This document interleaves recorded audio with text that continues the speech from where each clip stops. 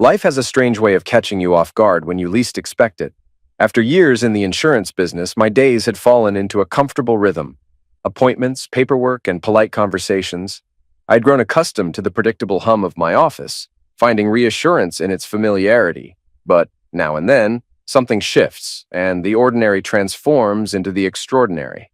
That day began like any other, coffee steaming beside a neat stack of files, oblivious to the fact that a simple interaction would unravel everything I thought I knew. While reviewing a new insurance policy for Jack Palmer, a longtime client and friend, he seemed distracted, fixated on a framed photo on my desk.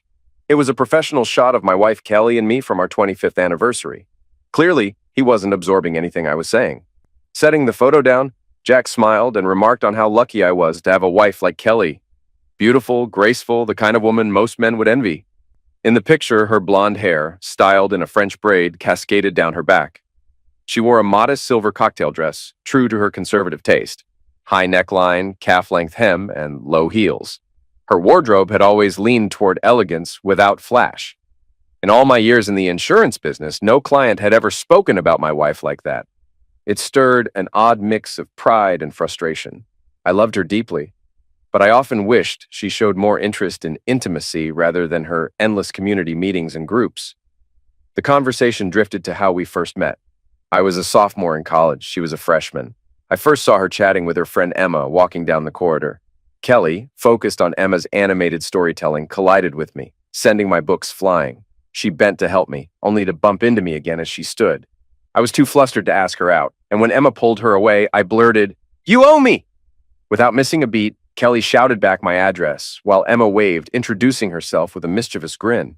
Jack chuckled at the story, but his mood shifted when he asked, almost casually, if Kelly had a sister or cousin in Westchester. I told him she didn't, and he shook his head.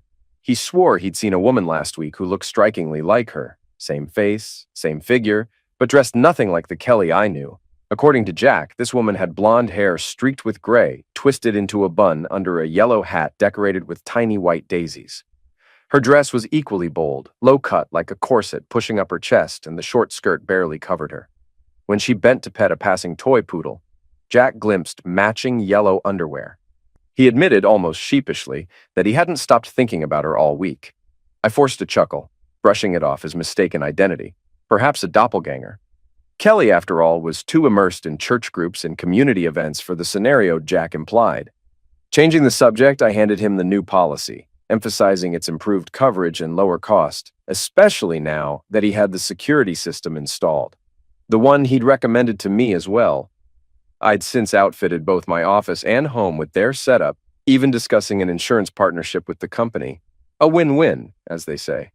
As Jack left, I asked Sherry, my new secretary, to hold my calls. Alone in the office, an office that felt more like home, given its history. I couldn't shake the nagging feeling Jack's story had sparked. Foremost Insurance and Bonding had been built by my Uncle Thomas, expanded with the help of my father after my cousin Robert's disgraceful exit for theft. It was a family legacy, built on trust. And yet, for the first time in years, I found myself questioning the trust I'd always had in my own marriage. After Thomas passed away, his son Robert expected to inherit half the business. Instead, ownership was split evenly between my father and me, even though I was only 7 at the time. My future had been quietly decided, with my parents constantly discussing the education I'd need to eventually take over Foremost Insurance. My mother, ever practical, hoped Dad would retire early and I'd step in. Determined to meet their expectations, I focused on school, avoiding typical teenage distractions, at least until I met Kelly and her friend Emma. Kelly was everything I never knew I needed, while Emma was pure energy, wild and uninhibited. My first encounter with Kelly left me smitten. After she shouted my address across campus, I obsessively searched the phone book, realizing how many Andersons lived in our city. I eliminated business listings and rough neighborhoods, favoring affluent areas, then started calling one number after another. It was a ridiculous plan, but I couldn't stop myself. Hours later, sore from dialing, I finally gave up, until my mom called out that I had visitors. I'd never had girls show up at my house before. Heart racing, I freshened up and rushed to the front room, freezing at the sight of Kelly and Emma. Without hesitation, Kelly asked if I wanted to go for a walk. I nodded, speechless, and we headed out. Kelly on one side, Emma on the other, hand in hand. We strolled toward the new part of town, conversation light and easy. Out of nowhere, Kelly kissed me, and Emma hugged me from behind. Flustered, I stepped back, reminding them we were in public. Emma just smiled and led us to a nearby house. She unlocked the door, silenced the alarm, and that day changed everything between us. Our relationship settled into an unconventional rhythm. Dates weren't just about intimacy. We skated, watched movies, danced, and laughed together. People stared, but we didn't care. Even after I graduated and joined Foremost alongside my father, the three of us remained inseparable. My parents found it odd, but we dismissed their concerns, chalking it up to close friendship.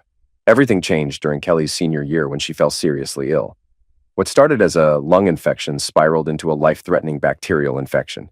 Emma and I rushed to the hospital only to be stopped by a nurse who allowed family only. Desperate, I claimed to be Kelly's fiancé. The nurse glanced at Emma and asked, "And who is she?" Emma froze, tears welling up before she bolted from the room. I chased her down the street, catching her at a red light. Holding her tightly, I tried to explain, but she just shook her head. Through sobs, she admitted she'd once dreamed of us as an unconventional family, even raising children together. But reality hit hard. No government, company, or insurance would ever recognize such a bond. It was fantasy, destined to unravel. That night, I convinced Emma to stay at my place. It wasn't unusual. The girls often visited a few times a week, though they rarely spent the night. Yet something about that evening felt different, a quiet acknowledgement that the life we'd built was more fragile than any of us wanted to admit. Returning home, I found my phone ringing. It was Kelly's mother, Susan, calling with somber news. Kelly's condition had worsened, and while they hoped for improvement, things looked bleak. She promised to update me, knowing Kelly would want to see me if she woke. After sharing the news with Emma, I noticed a distant look in her eyes. She kissed me deeply, then quietly said it was time to start living for herself, to embrace things she'd always been too afraid to try. Surprised but supportive, I agreed to help in any way I could. She smiled mischievously and led me to the bedroom, shedding clothes as she went. That night, everything shifted between us. Later, Emma sat quietly, her expression unreadable. She confessed to having a date planned for Saturday and asked to use my place, wanting me there as backup in case things went wrong. It sounded odd, but I trusted her and agreed without pushing for details. Saturday arrived, and Emma spent the day preparing. When she finally emerged, the transformation was striking. She wore a sheer white silk blouse without a bra, a pleated skirt that flared with every spin, red nails, and matching heels. A rabbit fur jacket completed the look. With a playful wink, she promised to return soon with her date. As she left, it hit me. Delta Kappa Delta, the fraternity she mentioned, was predominantly black. Was she planning to bring someone from there? Why did she need me around for this? I grabbed a beer, trying to drown the pointless questions swirling in my head. I had lost count of drinks when Emma returned, flanked by two men. Michael, built like a football player, towered at 6'5" and 275 pounds. Paul, lean and tall, stood around 6'9", barely 160 pounds. They exchanged firm handshakes, their eyes flicking between me and Emma, sizing up the situation. Emma, ever direct, clarified the arrangement. They were there for her, but only under the condition that I watched. Respect was non-negotiable. Both men agreed, though Michael couldn't hide his confusion, questioning why my presence mattered. The moment felt surreal, but clarity struck. I admitted to Michael and Paul that for years, Kelly, Emma, and I had shared an unconventional but loving relationship. Yet when Kelly fell ill, an unspoken choice surfaced. Without realizing it, I had subconsciously prioritized Kelly, leaving Emma feeling cast aside. This setup, I realized, wasn't just about pleasure. It was Emma's way of proving she could find love and respect outside our tangled dynamic. Turning to Michael, I asked if he could truly embrace Emma, not as a fleeting thrill, but as someone worthy of love and partnership. His playful jab at finding someone more like me softened when Paul, more serious, spoke up. Given the choice between sharing Emma or losing her entirely, Paul chose love, no matter the terms. Before leaving, Emma revealed another layer to her motivation. This wasn't just for her, it was one of Kelly's unspoken fantasies, a dream Emma hoped I'd one day allow Kelly to explore. As they parted, Michael pulled me aside with unexpected advice. He warned that once a woman experienced intimacy with a black man, it often changed her preferences, sometimes permanently, sometimes secretly. It was meant as a friendly counsel, but it lingered long after the door closed. A few days later, Emma moved into an apartment with Michael and Paul. From that point on, They were inseparable, always seen together unless school or work pulled them apart. Meanwhile, Kelly's recovery was slow and grueling. She remained hospitalized until January 12th, losing 35 pounds during her 3-week stay. Once vibrant and curvy, she now appeared frail, her face sunken and body weakened. Yet her smile when she saw me was enough to bring tears to my eyes. Her parents brought her home, and I was there, ready to help her inside. The illness had ravaged not only her lungs, but her muscles as well, leaving her reliant on a walker. Extensive physical therapy awaited her. During those early days of recovery, I mentioned Emma's new living arrangement, prompting a curious look from Kelly. Quietly, she asked if Michael and Paul were black, and I nodded. Her reaction was telling, a mix of surprise and something deeper, though she quickly brushed it off as an old, foolish fantasy she no longer desired. What mattered to her now, she insisted, was that I still wanted her despite how illness had changed her body. I reassured her that my love hadn't wavered. It was never about appearances, but about who she was inside. We embraced carefully, her thin frame unfamiliar, yet still cherished. Determined to support her recovery, I took a few days off work, much to my mother's frustration, but with my father's full understanding. Kelly's parents appreciated the help, especially as therapy intensified. What began as light exercises soon stretched into grueling multi-hour sessions. By graduation, she had regained strength, but not her former shape. Her once soft curves had been replaced by lean muscle and a washboard stomach. Her face, at least, had regained some color, and her smile, though thinner, still warmed my heart. At her graduation party, hosted by her parents at Murdoch Steakhouse, friends and family took turns praising Kelly's resilience. When the microphone was passed to me, I didn't hesitate. After a few lighthearted words, I dropped to one knee, pulled out a velvet box, and asked her to marry me. For a moment, time stood still. Tears streamed down her cheeks as she froze, silent, until Emma rushed to her side, urging her to answer. Finally, Kelly nodded, her voice shaking as she accepted. The room erupted in celebration. Her family embraced me, welcoming me as their own. We married soon after, though the experience had changed Kelly. Once adventurous and carefree, she became more reserved, trading spontaneity for stability. I didn't mind. I loved her, and we built a life together. 6 months into our marriage, Emma showed up unexpectedly, tequila and margarita mix in hand. It was the first time we'd all drank together since the wedding. Conversation flowed easily until Emma bluntly brought up her relationship with Michael and Paul, painting it as an experience beyond anything she'd ever known. Her words grew more animated as she described the intensity of it, only to suddenly pause, realizing I was sitting right there. Embarrassed, she apologized, but the damage was done. Kelly, face flushed, quickly assured her that she had no intention of ever exploring such fantasies. Her life with me was enough, and she planned to focus on being the best wife and future mother she could be. Then, without warning, she dropped a bombshell. She was pregnant. Stunned, I could barely process the news. We had talked about children, but hadn't planned anything concrete. My confusion didn't escape Emma, who quietly asked how I felt about fatherhood. I blurted out that as long as the baby was ours, I'd love it unconditionally. That's when Emma, voice tinged with something I couldn't quite place, began to ask, "What if it wasn't?" Kelly cut her off sharply, telling Emma it was time to leave. Without another word, Kelly retreated to the bedroom. Emma stood frozen, tears welling up. I caught her at the door, holding her close as she quietly sobbed. When I pressed her for answers, she simply kissed my cheek and whispered, "Some things are better left unsaid. Not every fantasy should come true." With that, Emma walked out of our lives for good. We never saw her again. Later that evening, Kelly lay on the bed, quietly sobbing. I held her close, running my fingers through her hair, waiting for her to open up. When the tears finally slowed, I gently asked what was wrong, but she only shook her head, whispering that she couldn't talk about it. Exhausted, she cried herself to sleep, and I carefully tucked her in, wondering what weighed so heavily on her heart. 7 months later, our son, Thomas Gregory Wilson, was born, a strong, healthy boy. Kelly wasn't thrilled with the name, but I chose it to honor both my uncle, who founded Foremost Insurance, and my father, Gregory. Uncle Thomas had been more than a businessman. His poker skills and sharp investments had built a real estate empire, with Foremost owning several city blocks, much of it leased to government agencies. It felt fitting to link our future to that legacy. Life seemed promising. When Tommy was 6 months old, we started house hunting. During the search, I couldn't help but notice how quickly Kelly had bounced back to her pre-pregnancy self. Even the realtor, a young guy, seemed distracted by her, flashing flirtatious smiles whenever he thought I wasn't looking. Amused but annoyed, we switched to a female realtor named Helen. At our first meeting, Helen asked how many children we planned to have, and Kelly and I exchanged surprised glances. It hit us then. We'd never seriously discussed it since getting married.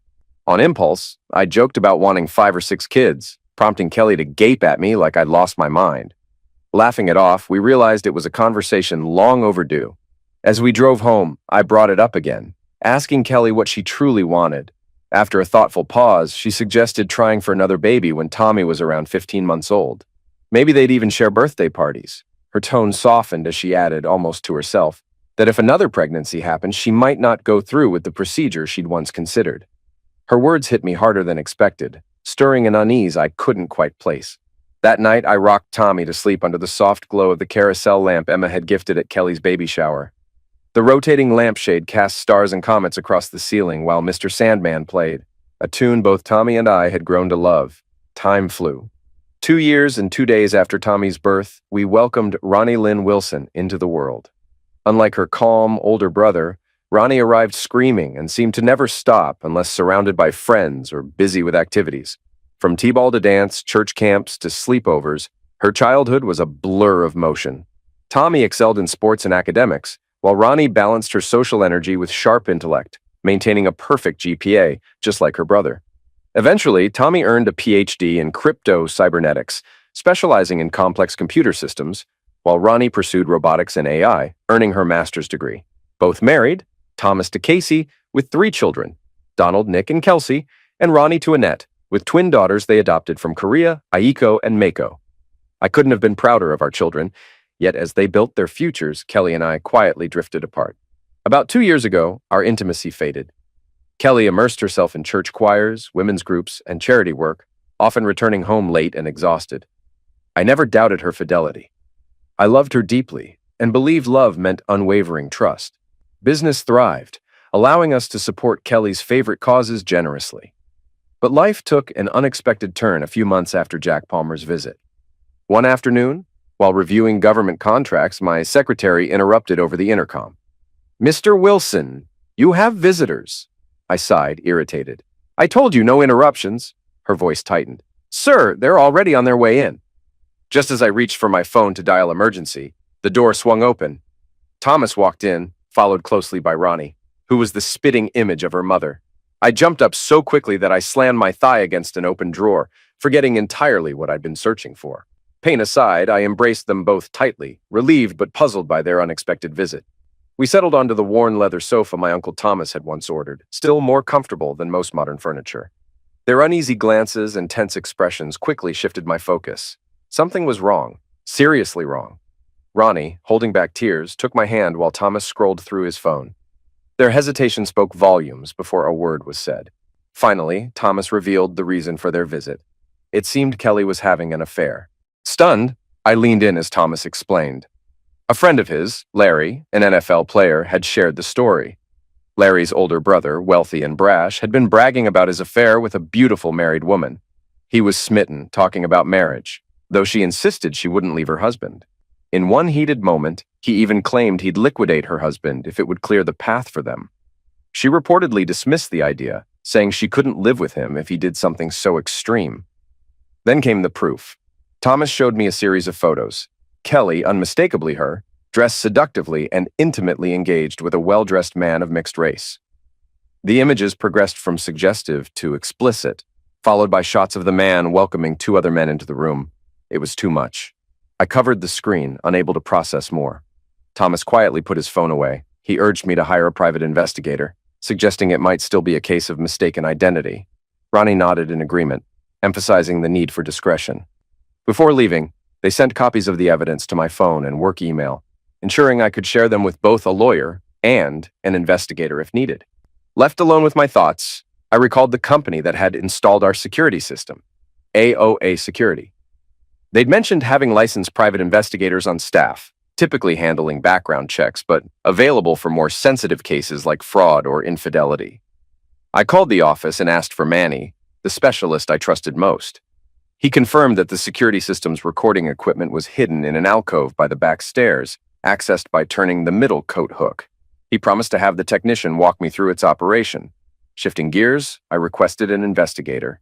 Manny didn't press for details, simply promising to send someone over. Within an hour, my secretary buzzed to say a visitor had arrived. A discreet, no-nonsense man entered, scanning the room with an electronic device before introducing himself as Pete Locke. Once satisfied there were no bugs or recording devices, he got straight to the point. Infidelity cases were common, he said, usually involving either a wife or girlfriend. Which was it? Clearing my throat, I admitted my suspicions about Kelly, stressing the need for absolute confidentiality. I recounted Jack Palmer's earlier sighting of a woman resembling Kelly, now underscored by the photos and videos Thomas had shown me. I mentioned the disturbing claim that her lover had offered to liquidate me to remove the obstacle in their relationship. Handing Pete a flash drive with the evidence, along with several personal photos of Kelly for identification. I asked him to uncover the truth, whatever it might be. Pete assured me he'd handle it discreetly. Before leaving, he relayed one last detail from Manny. The security system's control panel was indeed hidden near the stairs. A simple turn of the coat hook would reveal the alcove, and from there, navigating the system was straightforward, with an intuitive interface and a settings icon guiding users through its functions. Now all I could do was wait for answers I wasn't sure I was ready to face. We had lived in the house since Ronnie's birth, yet I never knew about a secret room or even remembered the old garage out back. When we bought the place, the agent had mentioned the original house had partially burned down and been rebuilt, but I was too busy to pay attention. Kelly handled most of the details with Helen during the purchase. Before Pete left, he took my cell number and gave me his card, his personal number scrawled on the back. He asked about a hidden house key, and I told him where it was. I started to share the security code, but he just chuckled, reminding me who he worked for. After he left, I checked both my calendar and Kelly's. She had choir practice that night from 7:30 p.m. until at least 11 p.m. With time to spare, I decided to find the secret room Pete had mentioned. Back home, I found Kelly had picked up Chinese takeout. We sat down to eat, but my mind was elsewhere. The woman I'd loved for years, who had lost interest in intimacy 2 years ago, might have been hiding a double life right under my nose. My appetite vanished halfway through the meal. Once Kelly left for rehearsal, I began my search. An hour passed with nothing to show for it. Frustrated, I retraced my steps and noticed faint vacuum marks on the pantry floor. Moving the vacuum aside, I discovered a concealed handle beneath an apron. My heart pounded as I opened the door and flipped the light switch, revealing stairs leading down. About 10 feet down, I reached a small platform with coat hooks. Remembering Pete's tip, I twisted the middle hook, and a hidden wall slid open, exposing a room that shattered my world. The space was filled with things I'd never associated with Kelly. Racks of revealing dresses and towering high heels lined one wall. A dresser brimmed with lingerie I'd never seen her wear. But the item that stopped me cold was the yellow hat with white daisies, exactly as Jack Palmer had described. Next to it hung a matching yellow dress.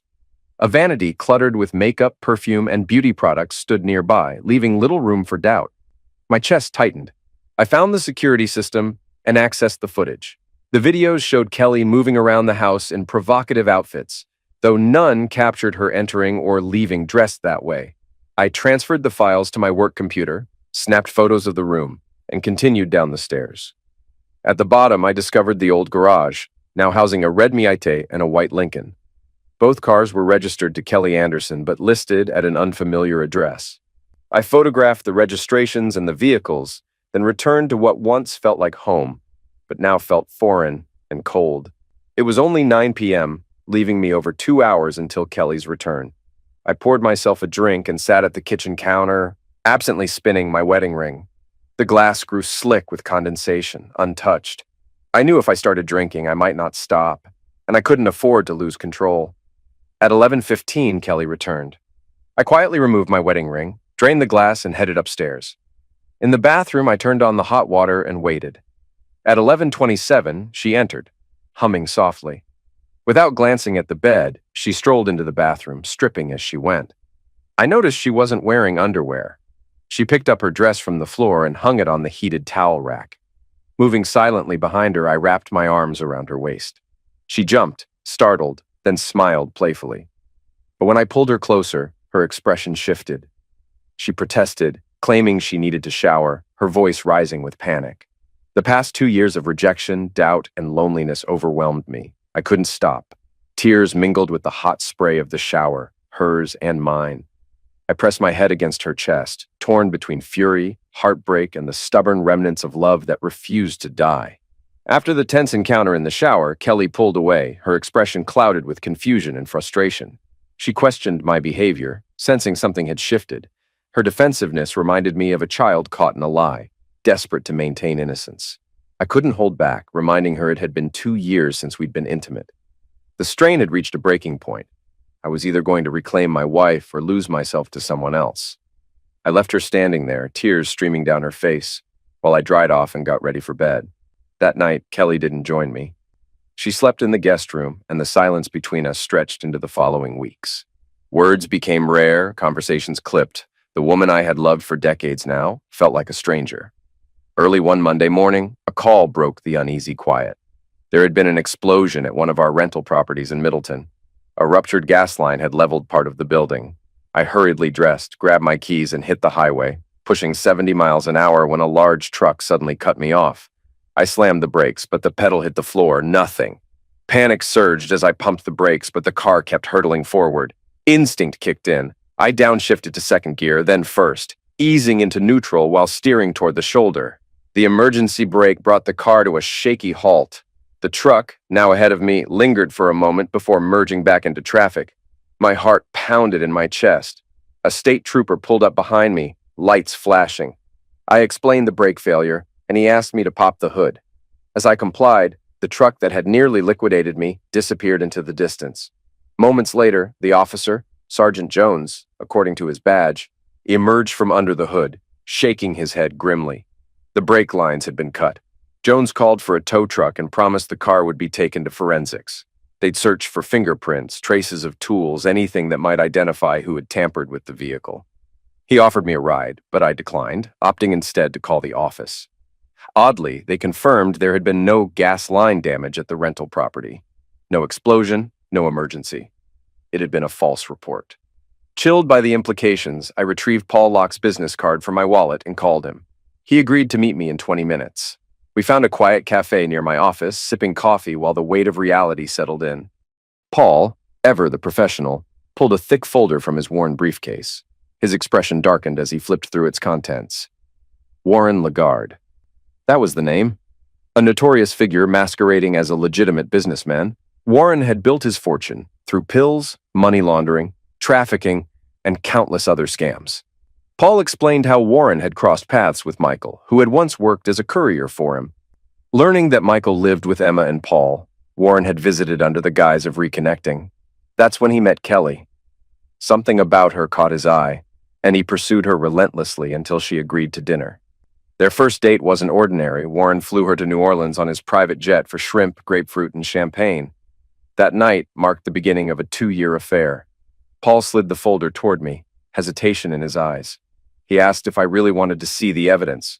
I didn't want to, but I needed to. Inside were photographs, far worse than the images my son had shown me. Each picture chipped away at what little hope I had left. Beneath the photos lay several memory cards. Paul explained they contained video footage captured by his team.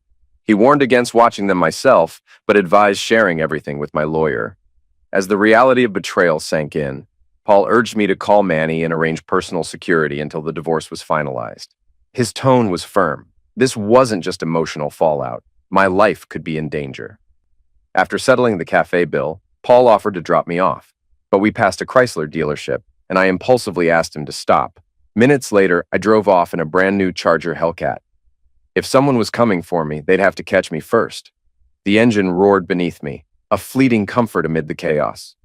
Back at the office, I reached out to a few friends who had endured messy divorces, asking for attorney recommendations. 2 of them immediately suggested the same name, Sarah Hunter, the lawyer who had represented their ex-wives. I called her office and secured an appointment for 2 p.m. Finally, I contacted Manny, relaying Paul's recommendation for security. He assured me someone would meet me at Sarah Hunter's office.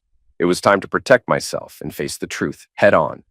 Before heading out, I called my accountant to explore ways to protect my assets.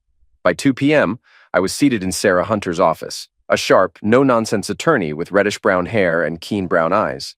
She greeted me with a firm handshake, her professional demeanor balanced by a hint of curiosity. I explained everything: the affair, the attempted brake sabotage, and the threat from my wife's lover. Sarah listened intently, her face tightening as I handed her the folder filled with evidence. She inserted one of the memory cards into her computer, her expression shifting from shock to discomfort as the footage played. After a moment, she called in her assistant, Crystal Porter, a young blonde who nearly stumbled when she caught sight of the screen.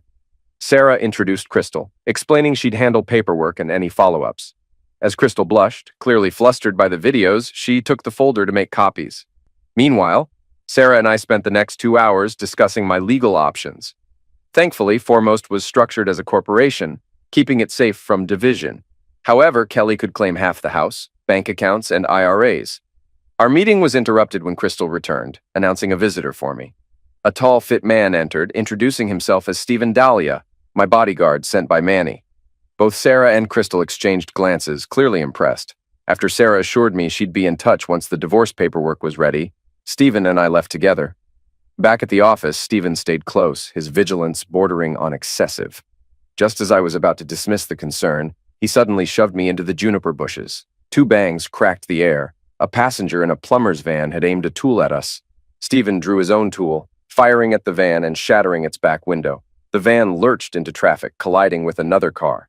Without missing a beat, Stephen barked at me to call emergency. I relayed the situation, barely able to steady my voice, as sirens blared from every direction. Within minutes, officers secured the area.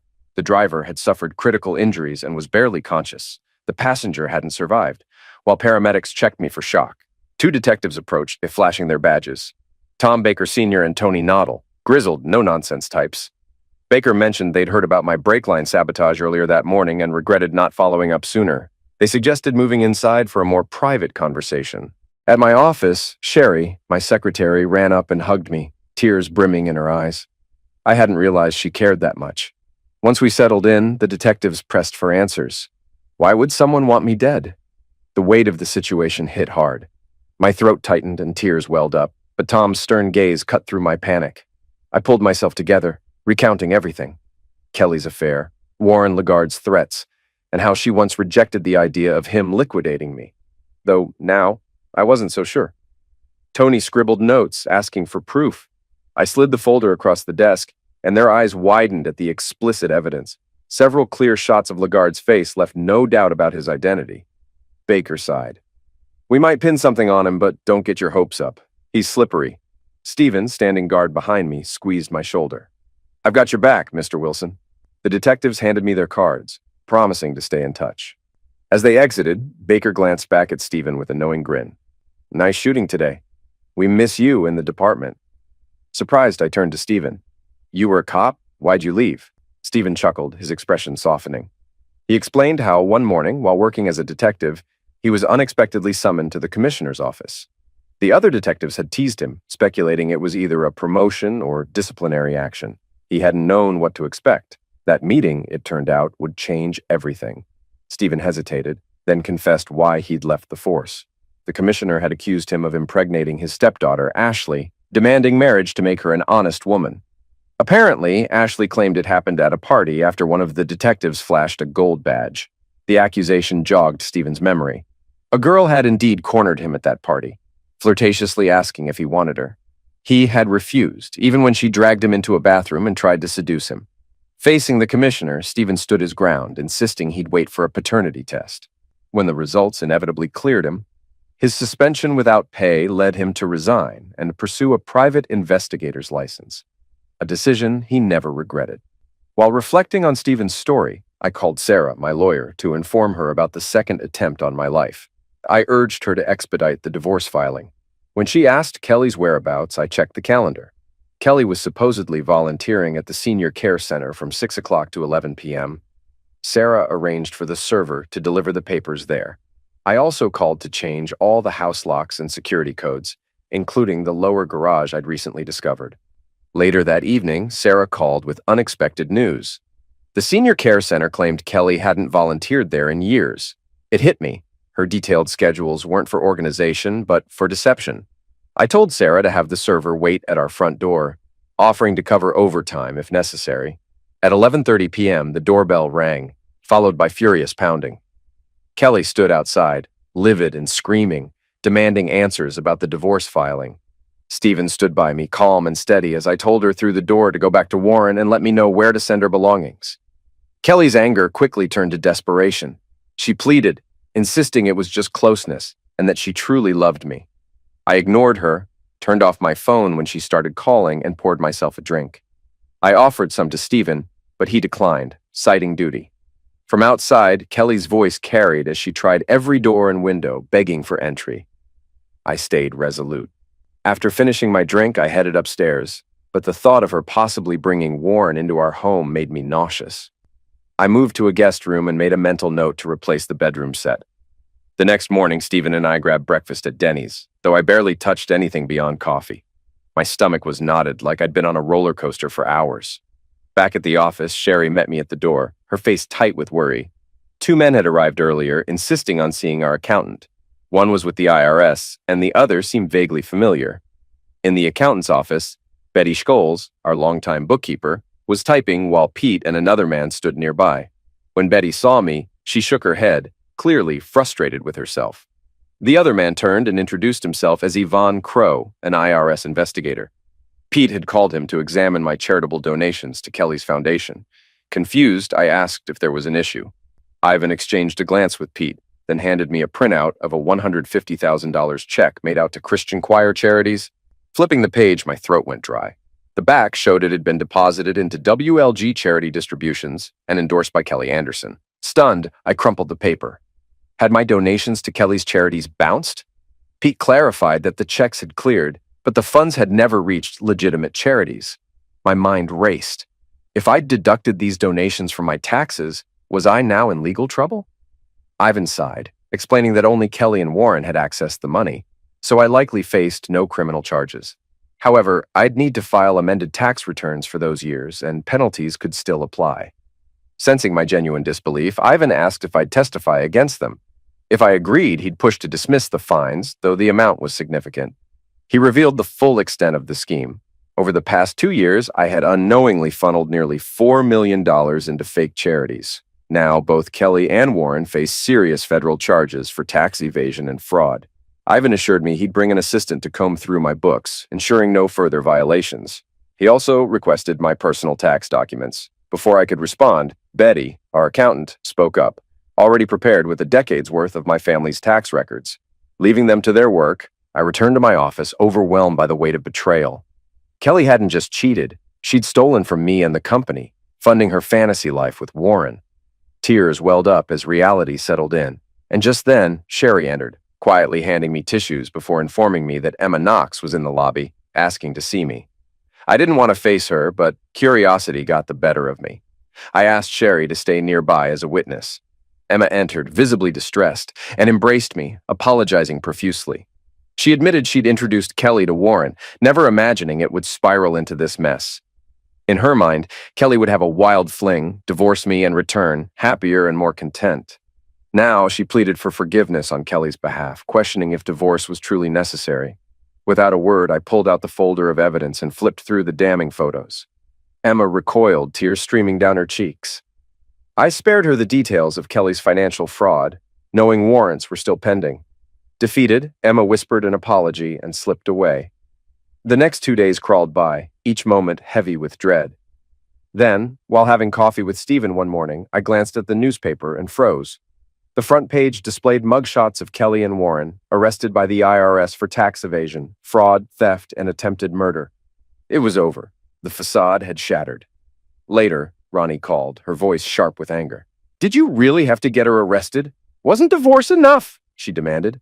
I explained the truth. Kelly had funneled nearly $4 million into fake charities over 2 years, living lavishly with Warren while I unknowingly footed the bill. Stunned, Ronnie muttered disbelief, wondering where all that money had gone. I told her to ask Kelly herself. The arraignment was set for Thursday at 1 p.m. in federal court. Though uncertain if I'd attend, Ronnie promised to be there. By Thursday afternoon, I found myself seated beside Thomas, Casey, and Ronnie as the bailiff called the court to order. Kelly and Warren entered, handcuffed and clad in orange jumpsuits. Spotting us, Kelly smiled faintly, but Tommy's response was a silent, defiant middle finger. She quickly averted her gaze as the judge read the charges. Warren's extensive criminal record sealed his fate. Denied bail, he was escorted back to his cell. When it was Kelly's turn, the judge questioned her motives for stealing from my company. Playing the victim, she claimed Warren had convinced her they'd be helping charities worldwide, not just locally. But the IRS records painted a different picture. Not a dime had gone to charity. The funds had been spent on luxury travel, designer clothes, fine dining, and large cash withdrawals, likely fueling Warren's illicit dealings. Confronted with the evidence, Kelly stumbled through an excuse, claiming Warren had assured her managers were entitled to some personal use of funds. The judge, unimpressed, set her bail at $4 million. Kelly's knees buckled and the bailiff steadied her. Desperate, she turned to me, pleading for help. I simply shook my head and walked out, my children trailing behind. Over lunch, we barely mentioned Kelly. 2 months later, Ivan called with unexpected news. The prosecutor had expedited Kelly's case, and her next hearing was set for the following morning. I informed the kids, and we all arrived at the courthouse just before 9 a.m. This time, Kelly appeared in a tailored pantsuit, her hair neatly styled, a stark contrast to her previous appearance. The judge confirmed she wished to change her plea. Her lawyer, clearly uneasy, confirmed she intended to plead guilty against his advice.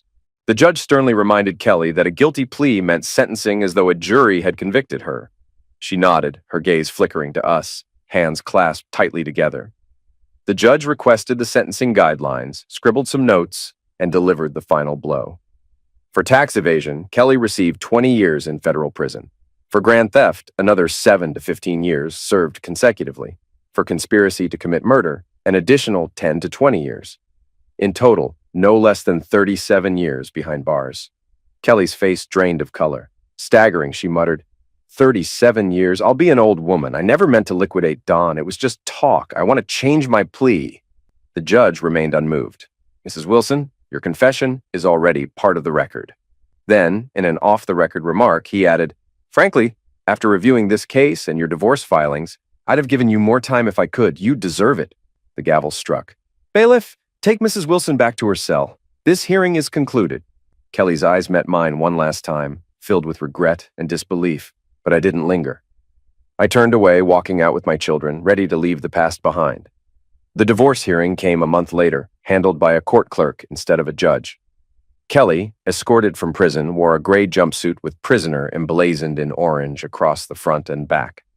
The clerk skimmed through the paperwork, remarked that the federal system would cover her needs for the next 37 years, and declared us officially divorced. Kelly, desperate, tried to convince me she still loved me, claiming Warren meant nothing, that it was only love. But love doesn't betray, steal, or leave a marriage cold and hollow. For 2 years, she'd denied me even basic affection while indulging Warren. Friends had whispered about the affair long before I faced the truth, and it was our son who first showed me the evidence. Her words meant nothing now. The guard cut her off, reminding her it was time to go. She begged me to visit during visitation hours, but I had no desire. My love for her had died, replaced by cold indifference. 6 months later, Warren's trial unfolded. The prosecution linked the 2 hitmen directly to him, along with the van registered in his name. He received 25 years for attempted murder, another 20 for tax fraud, and 10 for grand theft, a virtual life sentence. Further investigation revealed he'd used the stolen money to buy several properties. I filed claims, reclaiming the titles, and recovering nearly half of what had been taken. Fortunately, his legitimate businesses provided enough assets for me to recoup the rest, along with my legal fees. Yet no amount of restitution could fill the void. Loneliness consumed me. I drowned myself in work, skipping meals and spending evenings at the gym until exhaustion set in. Most nights ended with a solitary dinner, soup or salad from Panera or Subway, before returning to an empty house. Weekends were no different. Work became an escape from silence. I donated all of Kelly's belongings, keeping only what Ronnie wanted. Tommy refused anything tied to his mother. The IRS seized Kelly's cars and condos, sparing me the hassle. Packing up the infamous yellow dress and hat was the hardest. Each fold echoed Jack Palmer's haunting words. I shoved them into a black trash bag, bitterness tightening my throat. Sleep rarely came, and when it did, nightmares of Kelly and Warren twisted my dreams. One rainy Friday evening, Emma appeared at my door, drenched and trembling. Her lip quivered as she admitted fault, blaming herself for introducing Kelly to Warren. She'd foolishly believed a brief fling would rekindle Kelly's passion for life, and for me. Emma had never imagined the destruction that would follow. Reluctantly, I let her in. We sat across from each other in tense silence until she finally broke down, admitting her regret and asking if I hated her. I couldn't answer right away. My mind churned, caught between old affection and fresh wounds. Eventually, I told her the truth. I didn't hate her, but love had long since faded. Kelly's fantasy might have been a fleeting mistake, but she'd fallen for the lifestyle Warren offered, something I couldn't compete with. Now, everyone was paying the price. Tears welled in Emma's eyes as I stood, guiding her to the door. She hesitated as if to say more, but I closed the door without another word. It hurt too much to prolong the goodbye. The next morning, suffocating in the emptiness of the house, I prepared for work. Just as I finished dressing, the doorbell rang.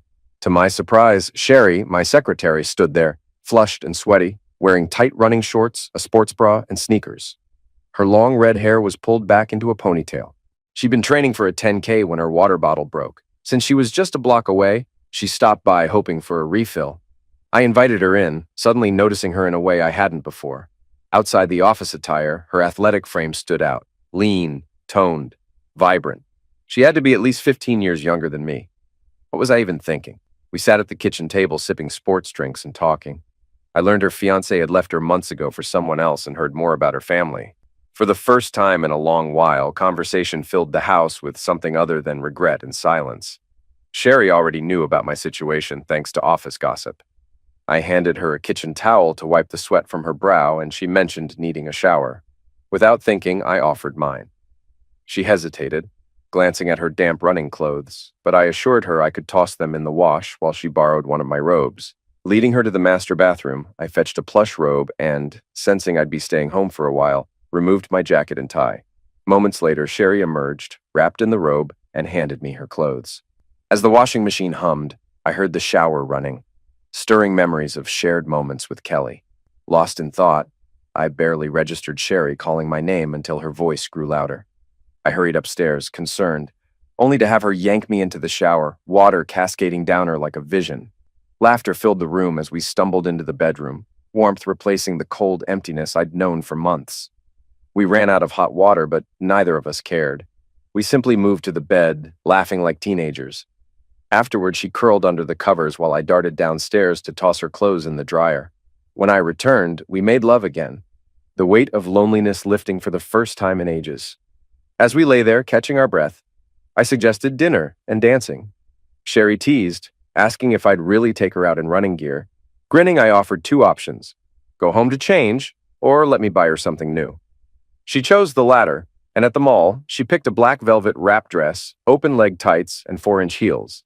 The older cashier's raised eyebrow when I paid made us both chuckle.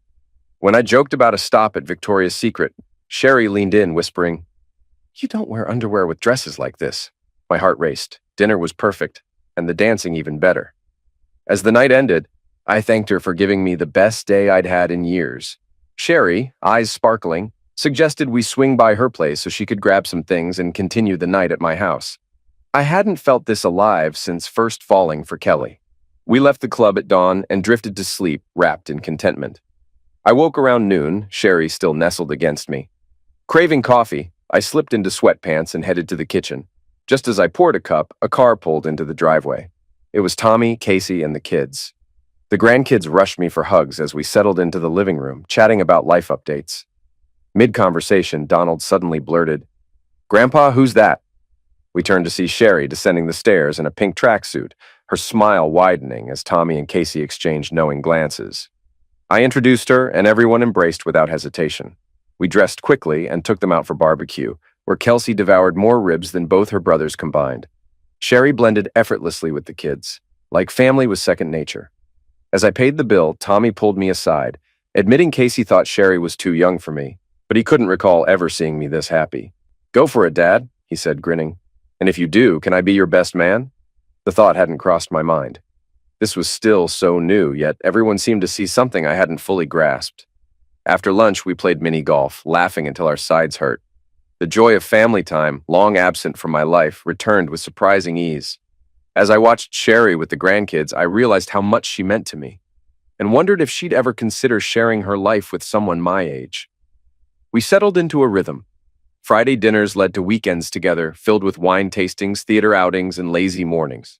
Passion never waned, and by Sunday night, she'd head home, only for us to reunite at work on Monday. Eventually, I learned she was 22 years younger, but Sherry brushed off the gap, insisting love mattered more than age. By Christmas, we were planning a June wedding. But on Christmas morning, Sherry quietly pulled me aside, her expression unusually serious. She asked how I'd feel about moving the wedding to Valentine's Day. Surprised, I reminded her the venue was booked and invitations designed, though not yet printed. Her next words changed everything. "I'm 7 weeks pregnant." Joy surged through me. I lifted her, spinning in excitement, nearly 58 and about to be a father again. Life had thrown me a curveball, and I embraced it without hesitation. "Hooray!" I shouted, drawing curious looks from the grandkids. Hugging Donald and Nick, I told them to announce the news. "You're getting a new aunt or uncle." Surrounded by Tommy, Casey, Ronnie, Annette, and the kids, the house erupted in celebration. Wedding plans shifted into overdrive. Sherry found a dress that subtly concealed her growing bump, and Annette, a licensed minister, agreed to officiate. We married in the park under a canopy of soft pink and white blooms, the winter chill forgotten amid the warmth of family. At the reception, laughter filled the air as we danced and toasted. Suddenly, Sherry took the microphone, her smile radiant. She called me to the stage, thanking everyone for sharing the day, and with a mischievous glint announced she had one more surprise. She'd had an ultrasound the day before, and I was still in the dark about the baby's gender. Sherry, ever full of life and love, was about to change that. The room fell silent, anticipation thick in the air. Excitement bubbled inside me as Sherry, her hand resting on her small belly, smiled and unrolled an ultrasound her bridesmaid had handed over. I glanced at the image, trying to make sense of it, when Sherry's eyes sparkled. Twins, boys. Cheers erupted as I embraced my wife, surrounded by friends and family celebrating the unexpected blessing. I'd always wanted a big family, but never imagined it would come together like this. Sherry's pregnancy was smooth. We spent our days walking, attending Lamaze classes, and savoring quiet moments together. I stepped down from my role at the company, promoting Carl to take over, while Sherry transitioned from secretary to personal assistant with a salary bump to secure her future benefits. On June 27th, Benjamin Nelson and Samuel Carter entered the world. Tears welled as I watched Sherry cradle our sons, while the photographer captured the moment. As we packed up, the photographer shook my hand, reminding me just how lucky I was. He didn't need to. I already knew. Back in the room, Sherry examined the boys, laughing at their uncanny resemblance. They were identical in every way, until she spotted a small mole on Samuel's wrist, absent on Benjamin's. That tiny mark saved us from considering less conventional ways of telling them apart. Determined to leave old memories behind, we sold the house and bought a luxury motorhome. I also sold Foremost Insurance, keeping only the rental properties, now managed by a professional firm. With Sherry still officially my assistant, we embraced life on the road, traveling across the U.S. and Canada with our sons. News of my remarriage and the twins eventually reached Kelly through Ronnie. That night, she attempted life-ending act, though prison staff intervened in time. The incident led to her confinement in a psychiatric ward, and any letters she sent me went straight to the trash. Warren Lagarde didn't fare much better. Stripped of power and protection, he crossed the wrong people in prison. He was found dead one morning. No one saw anything, or if they did, no one spoke. For 5 years, we explored every corner of the country, homeschooling the boys along the way. But I began noticing Sherry's exhaustion. Life on the road had worn her down. We returned to Larson, bought 20 acres outside town, and hired an architect to design our dream home. The property, nestled between 2 lakes and crisscrossed by streams, became our sanctuary. The 3-story house featured heated ramps and 2 elevators, small concessions to my aging body. My focus shifted entirely to enjoying life, cherishing my sons, spoiling Sherry, and embracing each fleeting moment. Now, surrounded by a loving wife, wonderful children, 9 grandchildren, and 6 great-grandchildren, I know peace. When my time comes, I'll leave this world content, grateful for every twist and turn that brought me here.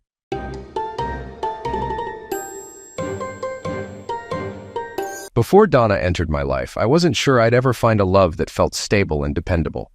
I'd had a few failed relationships, but when Donna and I met, everything just clicked. She was ambitious, bright, and we had a mutual respect that built the foundation for what I believed would be a lasting marriage. Those early days were full of hope as we built a life together, and I thought I'd finally found someone to share everything with. We settled into our roles, me focusing on my IT career, while Donna managed a high-end hair salon. From the outside, everything seemed perfect, and even our friends commented on how well we worked together. I was confident we were building something meaningful, discussing plans for the future, including starting a family. Then, my world turned upside down when I discovered a video that made Donna an internet meme, exposing her as a hypocrite. My name is Jim Fielding, and for 5 years, I thought I had a stable marriage. But after seeing that video, I realized things weren't as they seemed. So, what happened? The coronavirus pandemic hit. Donna's salon shut down, but I kept working remotely because my job in banking was considered essential. At first, things were great. We spent a lot of time together. But as the days went on, Donna became short-tempered and frustrated, especially when I had to leave for work. During one of those trips, I noticed something odd. After shaving the house, even though I don't wear cologne, my suspicions grew, but I brushed them aside. As lockdown dragged on, things got worse. Donna became angry over small things. She was strict about following every new guideline, making me wear masks and use hand sanitizer religiously. Eventually, she even made me sleep in the guest room because we couldn't stay 6 feet apart in our bed, which also meant no sex. I argued, saying it didn't make sense since we lived together, but she stuck to the rules. Soon, we weren't eating together or even using the same bathroom. She separated our dishes, and we had to wash our own clothes. We'd become little more than roommates under the same roof. The mayor introduced a hotline and website for reporting neighbors not following strict guidelines. While I understood the intent, I felt it was excessive. I shared my concerns with Donna, but she disagreed. "I think it's a great idea," she said. "People aren't following the rules, and it's dangerous." "I'm not getting involved in that," I replied. "Suit yourself," she shrugged, "but I will." "You're not going to report our neighbors, are you?" I asked, worried about causing trouble with friends. "It's for their own good," she insisted. "If they don't care about their health, someone has to." "But these are our friends and neighbors," I said. "Then they'd better follow the rules," she replied. "I don't want us getting sick because of them." I cautioned her about the state's sunshine laws, warning that if neighbors found out she was reporting them, it could damage our relationships. But Donna didn't seem concerned. Over the next few days, she spent a lot of time watching the neighbors, even calling the snitch line when kids were playing outside. Eventually, a police officer came and spoke to the parents, and the kids went inside. I hoped they never found out it was Donna. I also noticed strange behavior from Donna. She started making frequent trips to Walmart, which usually lasted much longer than before. Despite being an efficient shopper, she'd now be gone for hours, often returning with only a single item. Even more oddly, she began dressing up for these trips. When I asked about it, she brushed me off, saying she just wanted to look nice. Making matters worse, several times she would head straight to the master bathroom, a room I was no longer allowed to use, and take a shower right after returning. Why would she need to do that if all she did was run out to grab 1 or 2 small grocery items? I know I'm not the sharpest tool in the shed when it comes to women, but I wasn't born yesterday. Something was up, and I was determined to find out what. Why would she get all dressed up and leave for Walmart around the same time every day, only to be gone for up to 3 hours? Something definitely didn't add up. I tried to trust her. After all, I had seen some of the lines at stores myself. But 45 days into the lockdown, I knew something wasn't right. I pulled out my phone and called John Winthrop, an old college friend who now ran his own private investigation company. "What's up, buddy?" he asked. He listened quietly as I explained the situation. "Man, that doesn't sound good. Email me a recent picture of Donna and I'll get started. You might want to install some cameras in your house that stream to your server." "Good idea," I said as I sent him a picture of Donna. "I've got a few cameras lying around that aren't in use," he told me. "If you want, you can borrow them and set them up. Meet me at your office this afternoon and I'll bring them over if that works." "That works," I said. "I'll be there around 2:30. She's usually back from Walmart by then." "Gotcha," John said. "Your office, 2:30. I'll be there. I just got your email, by the way. Thanks." "No, thank you. I just need to get to the bottom of this." "You might not like what you find," John warned. "I don't like what's happening now," I replied.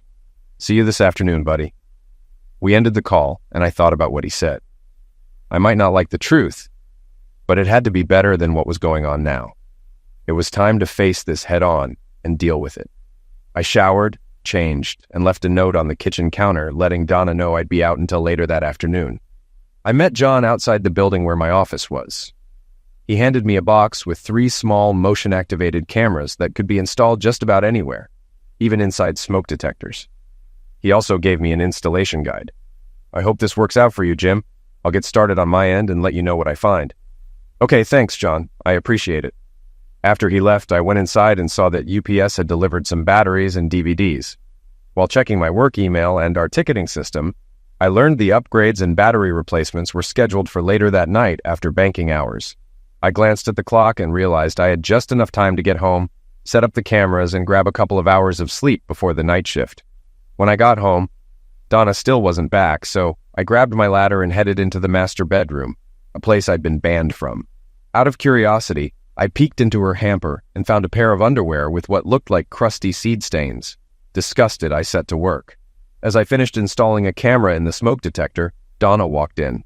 I could immediately smell a man's cologne mixed with something else on her.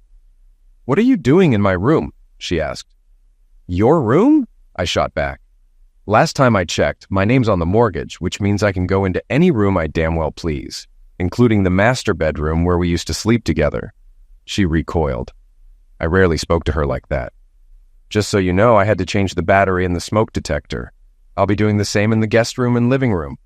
"Okay," she said. "You don't have to be so short with me." I said nothing, finished up, and moved to the guest room where I'd been sleeping. I installed the second camera there, and then moved to the living room to finish the job. Once done, I put the ladder away and went into my office to check that the cameras were connecting to my server. It took a few minutes, but I was satisfied with the results. The images were clear, and the microphones picked up everything. I watched as Donna came out of the bathroom and put on jeans and a light sweatshirt. I hoped nothing incriminating would show up so we could move forward. After that, I headed upstairs to what had become my bedroom. "I need to go to the data center tonight to install some updates on the servers," I told Donna as I reached the top of the stairs. She seemed almost happy that I'd be gone. "I'll probably be out most of the night, so I'm going to get a couple hours of sleep before I have to leave." "Okay," she said, walking off without a care that I wouldn't be around. I noticed she didn't even bother saying goodnight. There was a time when news like that would have upset her. I shook my head and went into my room to try and sleep for a couple of hours. When my alarm went off, I dragged myself into the bathroom to brush my teeth and shower. I dressed, headed downstairs, made a sandwich, and grabbed a cup of coffee for the road. Donna was sitting on the couch and didn't say a word to me. I felt like I needed to reach out, to say something. "Donna?" I called from the dining room table. She turned to face me. "Yes?" she asked. "Do you still love me?" "Of course," she replied. "Why do you ask?" "I was just wondering. You're never kind to me anymore. You don't even say you love me, and we haven't had sex in a long time." With a heavy sigh, she replied, "Is that what's bothering you? No sex?" "It's been a while, and we used to make love regularly," I said. "Now we're just like roommates. Is something going on?" "Look, maybe I'm just tired of being stuck in the house all the time, okay?" she said. "It's not easy for me either. I'm just worried that we're drifting apart." She nodded. "Maybe you're right. I'm sorry if it feels like I've been off lately. Maybe when all this is over, we can go on a nice vacation." "Yeah, that'd be nice," I said, though I didn't really believe it. "I'll be out most of the night doing the updates. I'll call you when I'm heading home." "Okay," she said. "Thanks." Then she went back to watching her show. After finishing my meal, I went into the office to check on the server, grabbed my briefcase, and locked the door. As I headed to the front door, I glanced at Donna. "I'm leaving now. Love you," I said. Without looking up, she replied, "Yeah, me too." I stood there for a moment, realizing that's all I'd get from her. There was a time she'd send me off with a kiss, but I guess those days were long gone. "Donna," I said, as I closed the door behind me. I got into my truck, feeling heavy-hearted. It took a little over an hour to reach the data center. I went in, replaced the UPS batteries, and started the upgrade script. Knowing it would take hours, I grabbed some coffee and sat at a desk. I pulled out my personal laptop, connected to the network, and logged into my home server. There were several videos from earlier, so I checked them out. Nothing seemed odd, just clips of me sleeping, Donna in the front room, the usual. I noticed she pulled out her phone multiple times to text someone. I hadn't had a chance to check her phone since she always kept it with her, so I had no idea who she was texting. One clip showed Donna in the master bedroom holding a wedding photo that usually sat on the dresser. Based on the timestamp, it happened while I was asleep. She looked at the picture wistfully, then placed it face down on the dresser before leaving the room. A few other videos showed me getting ready for work, and one recorded our conversation before I left. I couldn't help but notice that aside from her size, Donna had shown very little emotion during the conversation, and even less when I said goodbye. However, things got interesting after I closed the door. She stared at it for a moment, then got up to check if I had left. Once sure I was gone, she pulled out her phone and made a call. Unfortunately, I could only hear one side of it. "Hey, lover," she said, smiling. "Yeah, idiot's gone, probably all night. You ready to come over and play in my bed?" "Of course. And anywhere else you want." "You want me to do what?" "Really? Okay, just for you. Hurry up, I'm excited thinking about you." "Yeah, okay, love you, stud muffin. See you soon." "What the hell?" I whispered to myself. It became clear that Donna didn't love me anymore and was in love with someone else. I watched as she went upstairs to the master bedroom. She picked up our wedding photo and giggled at it. "Don't you wish you were here to watch me?" she said, putting the picture face down again. The next video showed her back in the front room, standing unclothed and looking out the window. A few minutes later, a car pulled into the driveway. She opened the door and stood unclothed as a man stepped onto the porch. He smiled and kissed her deeply. She responded eagerly.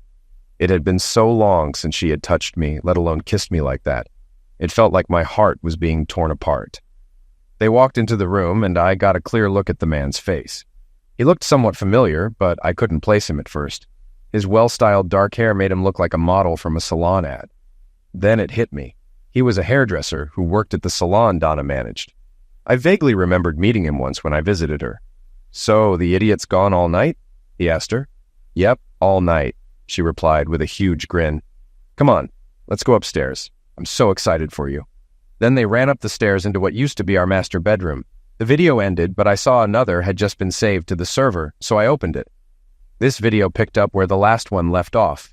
Donna and her lover were in the bedroom, and she had gotten on the bed. "It's not our marital bed anymore," she said. "I kicked him out of the bedroom like you suggested. This is my bed now. Or better yet, our bed. Yours and mine." That explained a lot, I thought. They clearly planned this out. "Too bad the coward isn't here to watch a real man with you," he said with a nasty grin. She laughed. "Maybe later. Forget about him for now. I need you to screw me."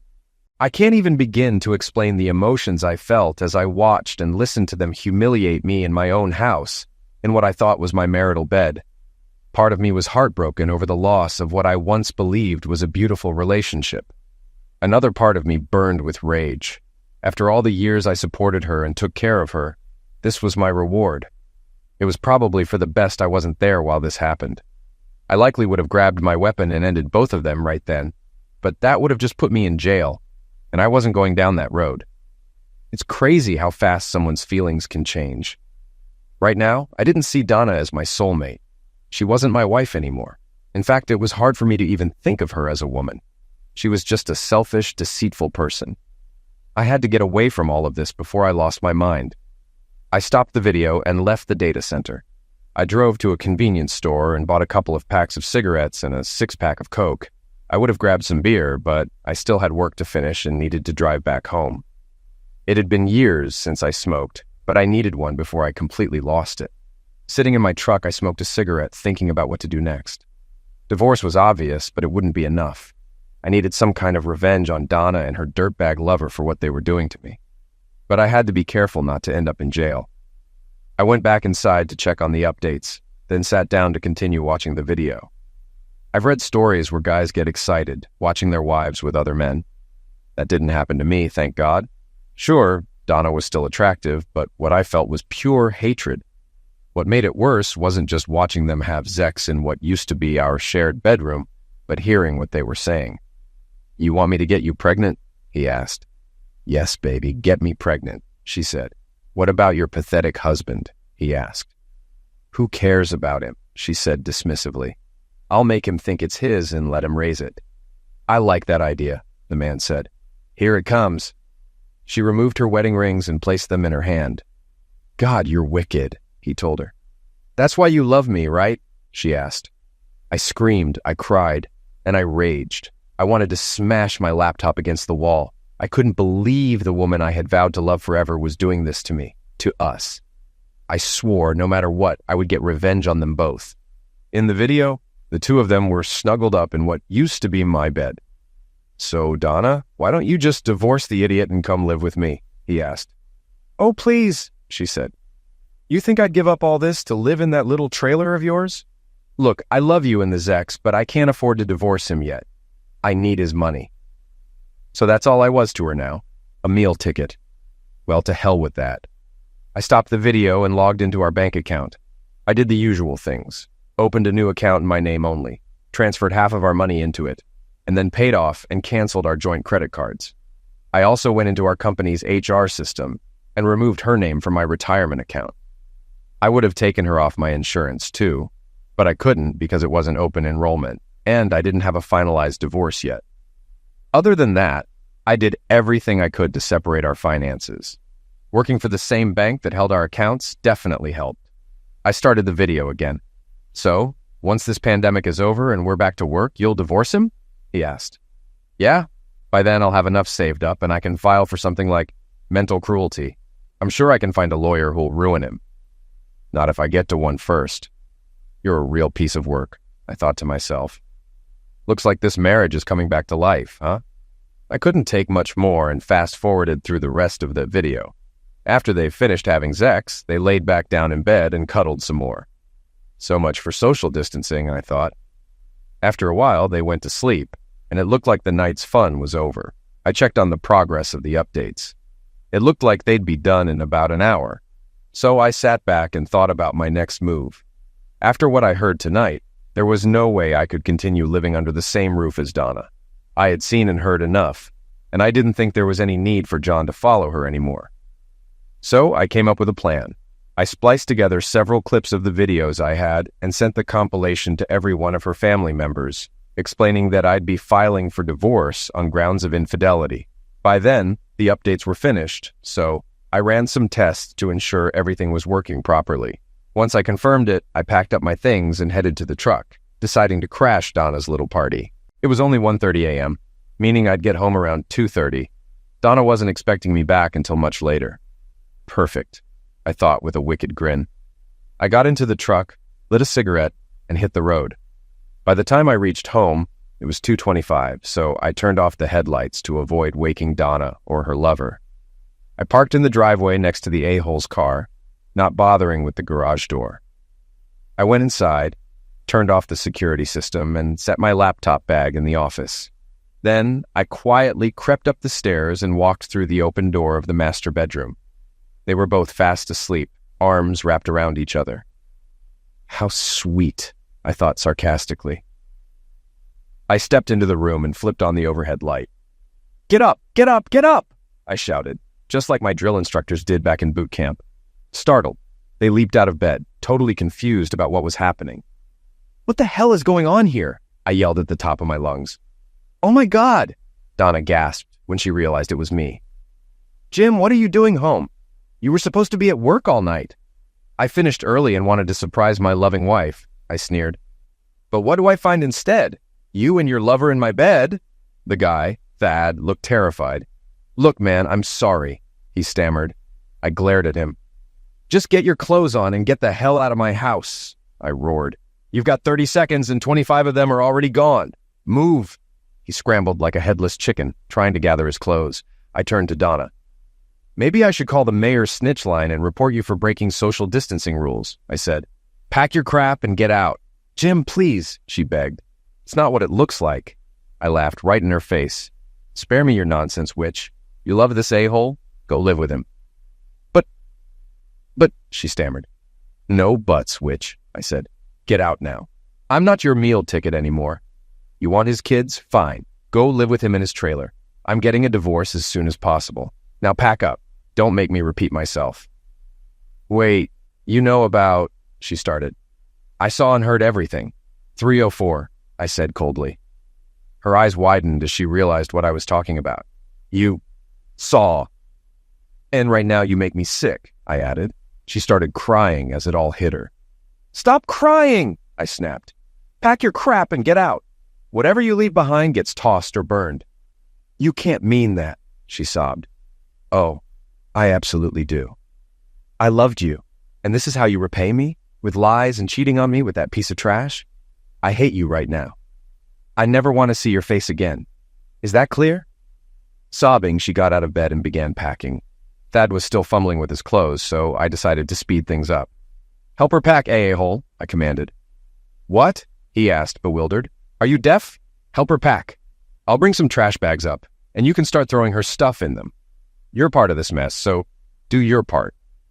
I went downstairs, grabbed a few large plastic garbage bags, and tossed them on the bed. "Get to it. You've got 5 minutes. After that, everything else is getting thrown out or burned." A few minutes later, Donna and her lover carried several bags of her belongings to their cars. I found her purse, pulled out the house key, and took the garage door opener from her car. Then I removed my wedding ring and placed it in her hand. She looked at me with tear-filled eyes. "Don't you want this?" she asked softly. I shook my head. "No, not anymore. Now get out. I assume you'll be living at Thad's trailer, so I'll have the divorce papers sent there. Write down the address." She scribbled an address on a piece of paper and handed it to me. "I'm sorry," she said. "Yeah, you are. And I'm sorry I ever met you." Crying, she left. I watched as they drove off, then locked the door behind them. Exhausted, I collapsed on the couch and fell asleep. It was nearly 8 a.m. when I woke up. Knowing I had a lot to take care of, I called my boss and asked for the week off, explaining what had happened. "No problem, Jim," he said. "You got plenty of comp time. Take what you need, and thanks for finishing those updates last night." "Thanks," I replied, ending the call. I then called John to tell him there was no need to follow Donna anymore and filled him in on what had happened earlier. "Damn, I'm really sorry to hear that, Jim, but I'm glad you found out when you did. Let me know if I can help."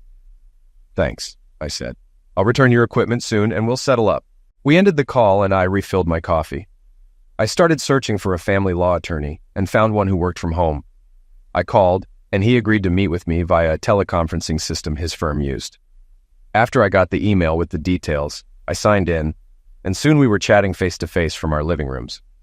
I explained what happened and what I wanted, and he outlined the divorce laws in our state.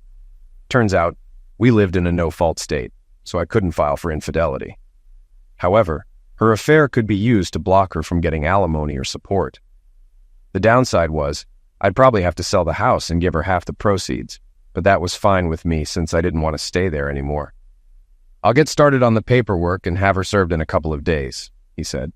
I provided him with all the necessary information, her address, workplace, and so on. "Someone from our office will contact you for the retainer," he said. "I'll be in touch." I thanked him and we ended the call. I took down the cameras and began sorting through what Donna had left behind, dividing it into 3 piles, one for burning, one to toss out, and one for goodwill. It was nearly noon when my phone rang. I saw it was Donna's sister, Doreen.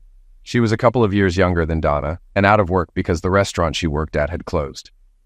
"Jim, what's this about you throwing Donna out in the middle of the night?" she asked angrily. "Did she tell you why I threw her out?" I asked. "She said it was just a little misunderstanding." "Check your email," I told her. "Once you see what I sent, you'll understand. Goodbye, Doreen." I ended the call before she could respond. A few minutes later, I got another call, this time from her parents. I'd always liked her parents, and we'd gotten along well.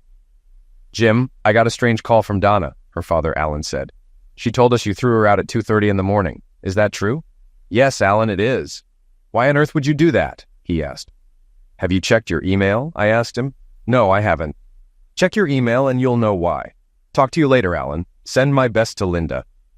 Linda was Donna's mother, and I cared for her like my own. I kept sorting through Donna's things, and the piles kept growing. About an hour later, Doreen called again. I answered the phone. "Jim, I saw the video, and I'm so sorry. She made it seem like you were being unreasonable and threw her out for no reason. Do you know who that guy is?" "Yeah, that's Ronnie," she said. "He worked at Donna's salon before it closed. She admitted to me they've been seeing each other for a while, even before the pandemic." "Lovely," I said. "Look, if I pick up some of her things, can I swing by and get them?" she asked. "If you're quick. I'm sorting through her stuff now. Most of it's going to Goodwill. The rest is getting trashed or burned." "Burned?" she asked, shocked. "Yeah, like her wedding dress, our photos, that kind of stuff." "You're going to burn her wedding dress?" she asked, incredulous. "Absolutely." "Please don't burn or throw anything away until I get there," she begged. "I might want to keep some of it." "Like I said, you'd better hurry," I replied. "I'll be right over," she said. I paused my work and went out back for a cigarette and some coffee. Just as I sat down and lit up, my phone rang again. "Can't these people just leave me alone?" I muttered. I saw it was Alan and answered. "Hey, Alan." "Jim, I owe you an apology. I saw the video and I've never been more disgusted in my life." "That was just a highlight reel, if you know what I mean," I said. "There's plenty more. We've seen all we need to. Linda's heartbroken. We've told Donna she's not welcome here anymore. Jim, we think the world of you. If you need anything, just let us know."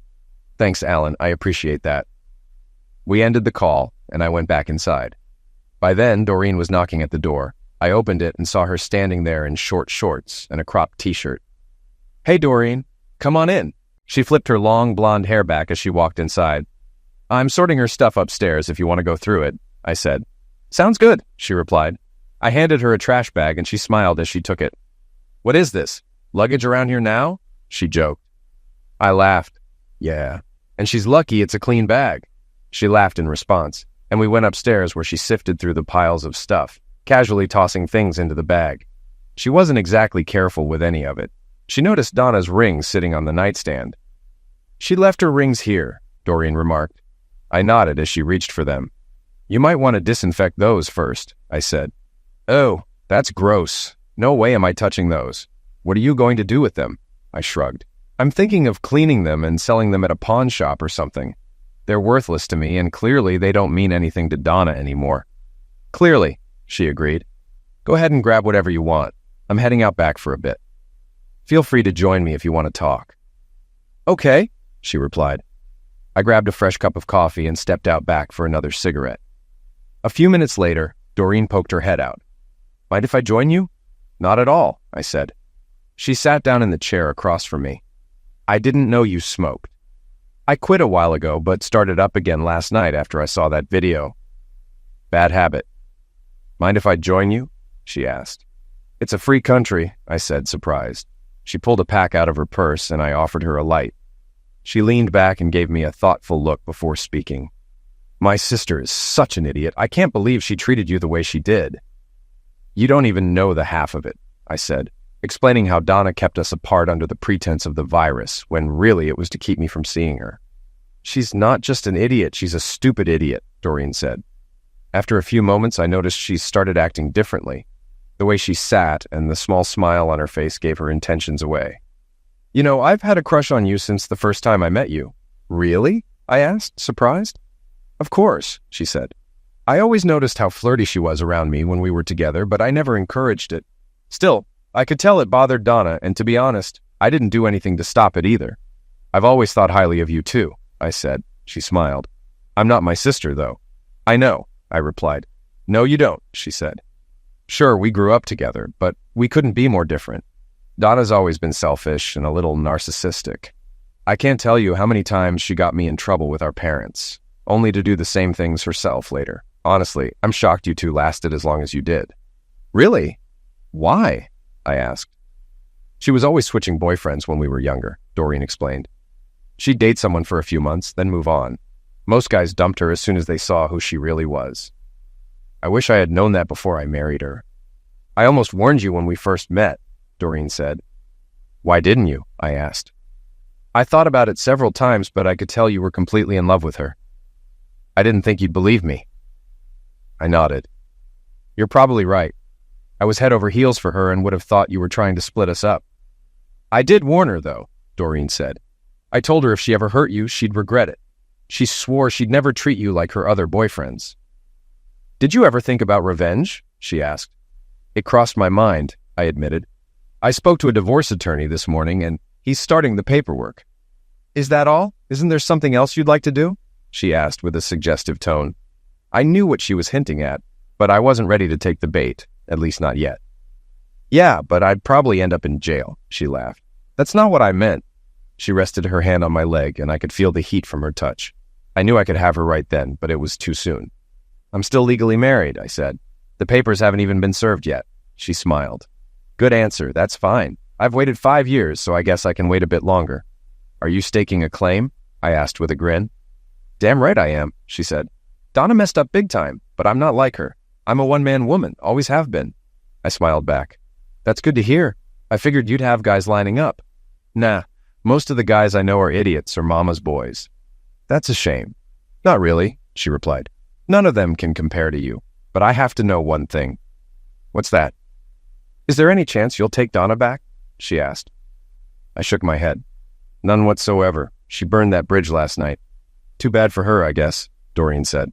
She glanced at her watch. I should get going. I promised Donna I'd bring her stuff this afternoon. Is there anything you want me to tell her? Just let her know I spoke to a lawyer and she'll be served in a couple of days. I'll tell her. I'm really sorry about what she did to you. Thanks. I'll be fine. I know you will. She stood up and hugged me. Let me give you something to take your mind off things, she whispered. I was about to say something, but she caught me off guard with the deepest kiss I'd ever experienced. Are you on Skype? She asked after pulling back. Yeah, I am. I wrote down my Skype handle and handed it to her. Great. I'll meet you on Skype tonight and let you know how it goes. Sound good? Yeah, I'm looking forward to it, I said. I helped her carry the rest of Donna's things to her car, and we kissed before she got in. I watched her drive off, then sighed as I went back inside. I hoped I wasn't jumping from one bad situation into another, but I didn't sense any deception from her. I grabbed a soda and was heading to the back door when my phone rang. This time it was Donna. What does she want now? I wondered. What do you want? I asked when I picked up. You prick! She screamed. How could you do this to me? Do what, exactly? You know what? You sent that awful video to my parents and my sister. Now they all hate me. Why would you do that? Why do you think? 304, remember? You're the one who cheated, lied, and stabbed me in the back? I loved you completely, and this is what I get? You really thought I'd raise Ronnie's child? Screw you, witch, and him. Stop calling me that, she yelled. I knew she hated that word, which is exactly why I used it. But I didn't care. Why not? It's what you are, a lying, cheating, worthless witch. That's all you've ever been, and it's all you'll ever be. We're done. I spoke to a lawyer today, and you'll be served with divorce papers in a few days. In the meantime, I don't want to hear from or see you again. Jim, please, I'm begging you, she cried. I'm so sorry. We can fix this. No, we can't, I said firmly. You destroyed everything with your cheating. I'm done with your nonsense. You made your choice, now live with it. Goodbye. And I seriously hope I never see you alive again. I thought I heard her sob, but I didn't care. I ended the call and immediately blocked her number. Later that evening, Doreen contacted me on Skype. She told me Donna wasn't too happy about the condition of her belongings. Too bad, I thought. I told Doreen about Donna's call and she laughed. Serves her right, she said. We chatted for a while before ending the call. I thanked her for everything she'd done and told her it meant a lot to me. It's my pleasure, she said sweetly. I'll be in touch. We said our goodbyes and I found myself daydreaming about being with Doreen.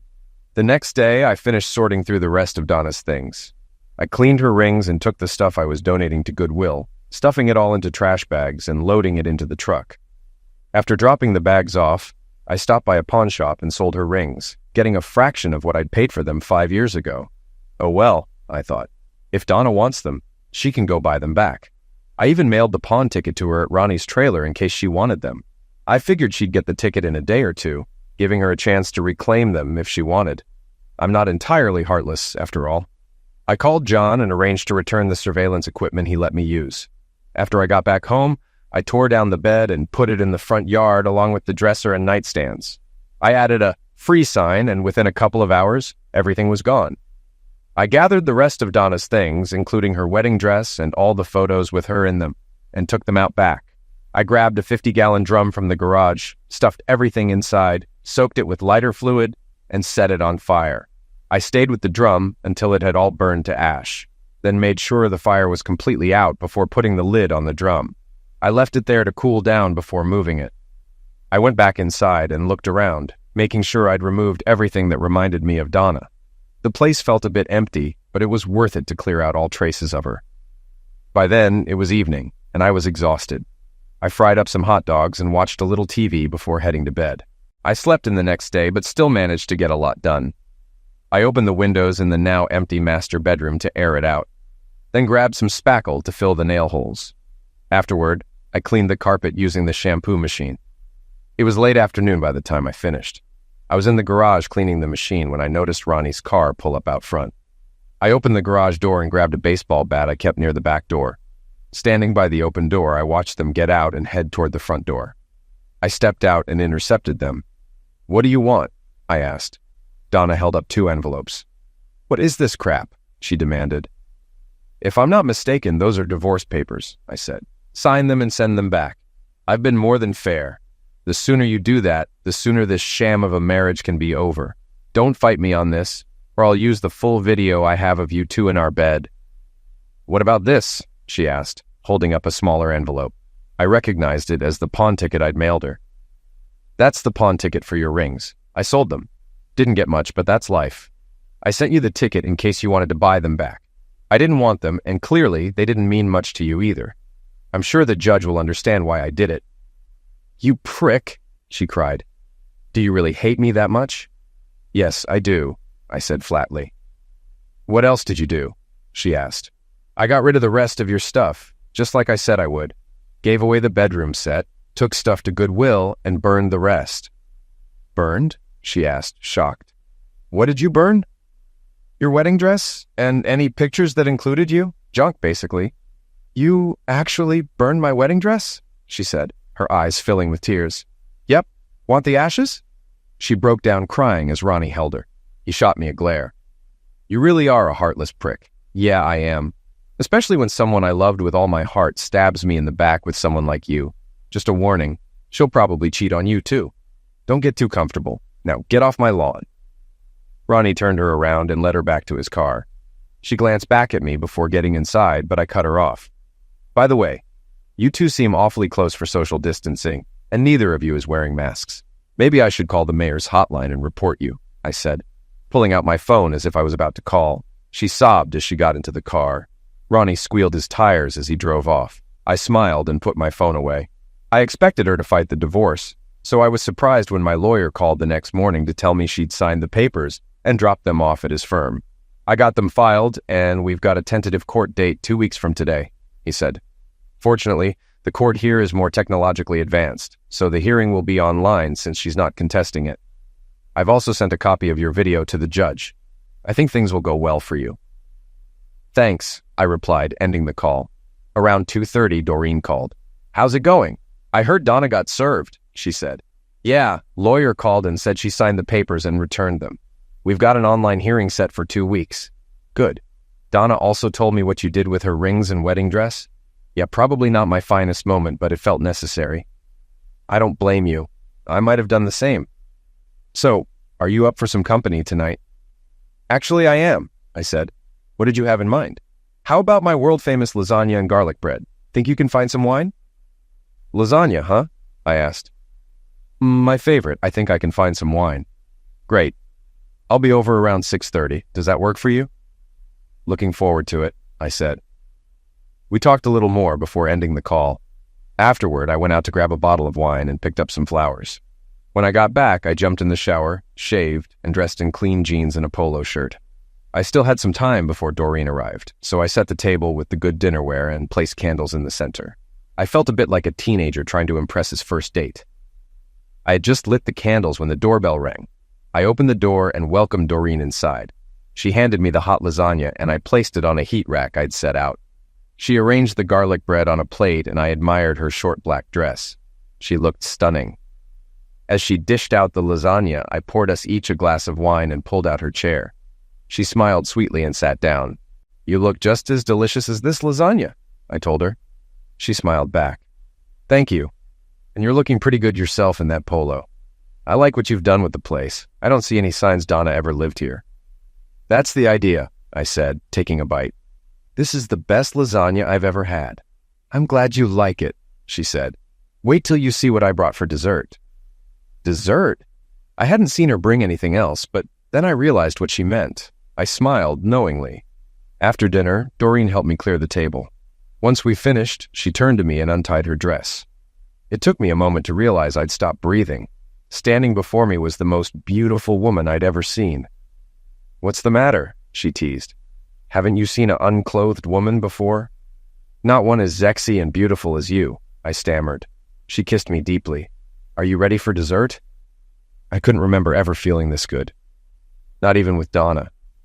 She wrapped her arms around my neck and kissed me again. "I love you, Jim," she said. "I've always loved you and always will. Please, let me be your woman as long as you'll have me." I kissed her softly and smiled. "I love you too, Doreen. I wish I'd met you before Donna." She smiled back. "Me too, but now let's go upstairs." "Thought you'd never ask," I said. We went upstairs, arm in arm, to the guest bedroom. The bed was smaller than the one in the master bedroom, but it was perfect for us. We made love for hours before finally falling asleep in each other's arms. The next morning, Doreen woke me up. I felt like a completely new person, and I had this incredible woman to thank for it. We patted downstairs, and while I made coffee, she whipped up breakfast. I sat at the breakfast counter, watching Doreen cook bacon and eggs, wearing nothing. "I could get used to this," I said, admiring her figure. She laughed. "I hope so, cowboy," she replied, "because I plan on doing this every chance I get." "Seriously?" I asked. "Yep. You have no idea how long I've dreamed of being with you." She plated our breakfast and we sat down to eat at the counter. "So, what's on your agenda today?" she asked as she finished her meal. "I've got some things to wrap up around here. I need to start prepping the house for sale. The court will likely order it sold, so I might as well get a head start." I noticed the master bedroom looks strange being empty. "Are you going to replace the furniture?" "Eventually, but not until I know what's happening with the house." "That makes sense. What's on your plate?" I asked. "Actually, I had an idea I wanted to run by you." "Oh, what's that?" "How about I bring over some things from my apartment and stay here more often? That way I can help you get the place ready to sell, and we can spend more time together." I thought about it for a moment. I like that idea. We just have to be cautious. The last thing I want is Donna filing something against me. "You're right," she agreed. "But I doubt that'll be a problem. I know my sister, and I think she's accepted that you two are done. I'll be discreet. If anyone asks, I'll just say I'm helping you through a difficult time. I'll stay at my studio apartment a couple of nights a week, but most of the time I'll be here with you." I considered it for a moment. "Deal." "Good," she said, kissing me. "I meant what I said last night, you know." "What's that?" "That I love you," she said. "I've always loved you, and I'll never treat you the way Donna did." "I love you too, Doreen," I said, kissing her back. I genuinely did love her, and I hope this wasn't just a rebound. "I'm already feeling better, and it's all thanks to you." She kissed me again before standing up. "I'd better get dressed and head out. I'll be back this afternoon." "Okay, sounds good." "Oh, wait a second," I said, grabbing my jeans from the floor. I pulled out my key ring and handed her Donna's old house key. "Just in case I'm not here when you get back, I'll give you the garage opener too, and the security code." After sorting all that out, Doreen went upstairs, got dressed, and left. The next 2 weeks were great. Doreen spent most nights with me, and she was a huge help, especially once I went back to work. We got a lot done, including painting most of the interior. She understood my job's demands, which sometimes required late nights or travel, and she was okay with that. On those nights, she stayed at her apartment, and we kept in touch via Skype until she went to bed. Trust was important to me, and Doreen seemed to sense that without me needing to say it. If I had to work late or travel, I'd always let her know with a call or text, and she'd do the same if she needed to run errands or go to her apartment. By the end of the 2 weeks, we had settled into a comfortable routine. It was clear she had gone a long way toward healing my heart during that time. It felt like a pre-honeymoon, and we learned a lot about each other, including our shared taste in music. Finally, the day of the online court hearing arrived. I was surprised that Donna hadn't tried to contact me during those 2 weeks, but I didn't mind. Doreen came by to sit off to the side and listen. I dressed for the hearing and listened as my lawyer explained the process. Since Donna wasn't contesting the divorce, he said it should only take about 15 minutes. However, the judge had scheduled an hour just in case. "Between you and me, I think he likes to take his time," my lawyer joked. Soon, the judge, the bailiff, the court reporter, my lawyer, and I were all online. But Donna wasn't. "Mr. Winthrop," the judge asked, "do you know why Mrs. Fielding isn't present?" "No, Your Honor," my lawyer said. "I sent her the instructions a couple of days ago, but I haven't heard from her." "Mr. Fielding, have you heard from your wife?" the judge asked me. "No, sir, I haven't." "All right, bailiff, contact the sheriff's office and send them to Mrs. Fielding's address. If there's no valid reason for her absence, have her taken into custody." "Yes, sir," the bailiff said. We waited around for about 45 minutes until the bailiff returned. Your Honor, deputies have reported from Mrs. Fielding's residence. Both Mrs. Fielding and her companion were found deceased. The medical examiner has been called. I see. Thank you, bailiff, the judge said. Mr. Fielding, it seems your petition for divorce is now moot due to your wife's end of life. I will wait for the official report from the medical examiner before closing the case. In the meantime, please accept my condolences. Thank you, Your Honor, I replied. The judge, bailiff, and court reporter left the call, leaving just me and my lawyer. I'm very sorry, Mr. Fielding, he said. If you'd like, I can handle your wife's probate, assuming she didn't have a will. No, she didn't, thanks, I said. I held Doreen as she cried over Donna's end of life. I felt some sadness, too. Thanks to Doreen, I no longer hated Donna, but I still hated what she had done. I also remembered telling her I hoped never to see her alive again, and that caused a pang of guilt. It was something I'd said in anger, but it still bothered me. A couple of weeks later, the state started reopening, and life began to return to normal. The autopsy revealed that Donna and her lover had both died from the coronavirus. It also showed they had taken large quantities of illegal pills, and the medical examiner confirmed that Donna had been pregnant, no doubt with her lover's child. Strangely, neither of them sought medical help. I attended the funeral to support Doreen and her parents. Fortunately, I had a term life insurance policy on Donna through the bank, so her final expenses were covered. Alan and Linda were happy to hear that Doreen and I were together. I'm not sure where our relationship is headed, but I suspect I'll be proposing before too long. Right now, I'm focused on this amazing woman who's showing me just how much she loves me, and I'm thoroughly enjoying it. So if you'll excuse me, I'm going to focus on her for a while.